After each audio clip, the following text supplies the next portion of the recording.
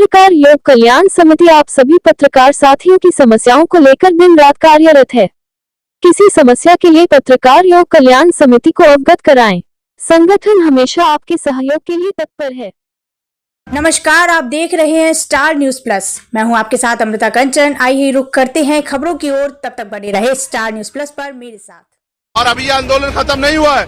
आज तो संपूर्ण भारत में भारत बंद जारी है, लेकिन 11 सितंबर को जो हमने दूसरा चरण इसका बुलाया दिल्ली में, उस दिन हम सरकार को घुटने टिकवा देंगे। चैलेंज करके कहता हूं, आज इस आंदोलन में जिस सरकार के नेतृत्व में हमारे लोगों की पीठ पर लाठियां पड़ेगी, उस सरकार की कुर्सी को पलटने का काम, तख्ता पलट करने का काम भी हम आने वाले कल में करेंगे।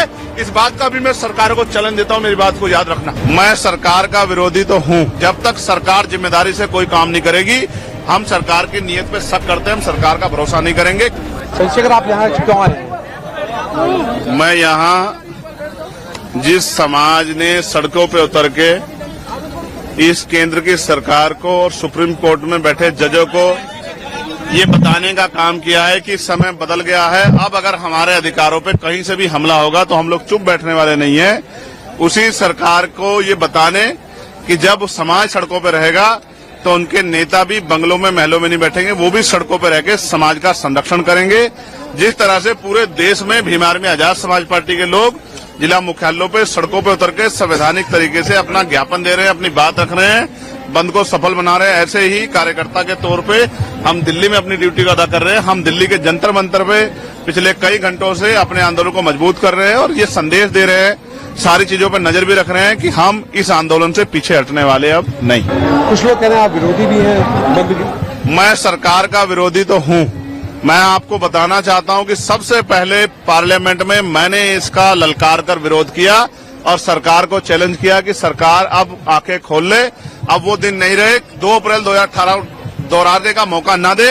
और फिर सरकार ने अपनी बात रखते हुए कहा कि हम इसको नहीं कर रहे हैं, उसको नहीं कर रहे हैं, लेकिन जब तक सरकार जिम्मेदारी से कोई काम नहीं करेगी, हम सरकार की नीयत पे शक करते हैं, हम सरकार का भरोसा नहीं करेंगे। क्योंकि हमने देखा है आरक्षण पे सिर्फ ये हमला नहीं, निजीकरण के द्वारा, लेटरल एंट्री के द्वारा, जैसा भी आपने 45 का कर दिया था, वो तो हमने जबरदस्त आवाज उठाई तो आपको वापस लेना पड़ा।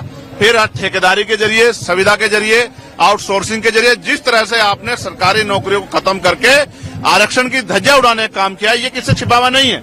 और जिस तरह से आपकी सरकारें निजीकरण को बढ़ावा दे रही हैं, पूंजीपतियों को बढ़ावा दे रही हैं, कॉर्पोरेट सेक्टर को बढ़ावा दे रही हैं, सरकारी स्कूलों को बंद कर रही हैं, नौकरियों को खत्म करें, 69 शिक्षक भर्ती में जिस तरह आपने घोटाले किए, और फिर तमाम तरह से आपकी लंबे समय से नीति, आपकी आइडियोलॉजी हमने देखी।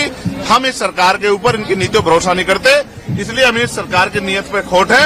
डॉक्टर बाबा साहब अम्बेडकर ने कहा था, संविधान कितना भी अच्छा क्यों ना हो, चलाने वाले हाथ अच्छे नहीं होंगे, उनकी नीयत अच्छी नहीं होगी, उनकी नीति अच्छी नहीं होगी, तो अंत संविधान बुरा साबित होगा।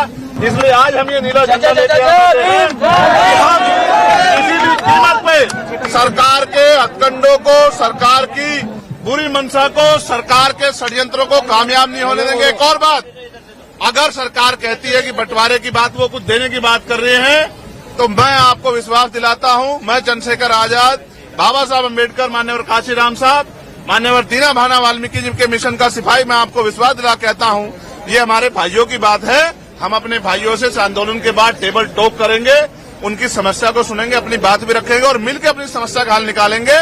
हम बंदर बाट नहीं होने देंगे। हम सरकार को अपने अधिकारों पे राजनीतिक रूप से फायदा लेने के लिए अपने लोगों को लड़ने नहीं देंगे। हम अपने भाईचारा बना के रखेंगे। और फिर मैं कह रहा हूं, मैंने 1.5 साल पहले मांग उठाई थी कि जो जिन जातियों को अवसर नहीं मिले, जब 10% आर्थिक आधार पर आरक्षण आप सामान्य जाति के बच्चों को दे सकते हैं, सामान्य जातियों को दे सकते हैं, तो 10% आरक्षण आप अति पिछड़ी और अति दलित जातियों को क्यों नहीं दे सकते? सरकार ये बताए कि हम जुल्म जाति स्वीकार नहीं करेंगे और हम आरक्षण पे किसी भी तरह का हमला स्वीकार नहीं करेंगे। मैं एक बात और स्पष्ट करना चाहता हूं, ये हमारे भाइयों का मामला है। हम बेवकूफ नहीं कि अपने भाइयों से लड़ेंगे।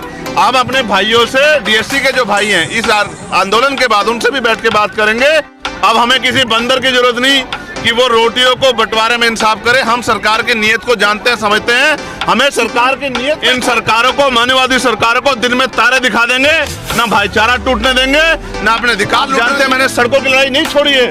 मैं भले ही मेंबर ऑफ पार्लियामेंट हूं, मगर मैं अपने समाज के लिए सड़कों पे हूं, सड़कों पे था, सड़कों पे रहूंगा। लेकिन ये हमला अपने अधिकारों पे, समाज के अधिकारों पर बर्दाश्त नहीं किया। सर पे टोपी असपा की और झंडा बसपा का, और कैसे समाज के लिए लड़ रहे हैं नौजवान, आपने देखा।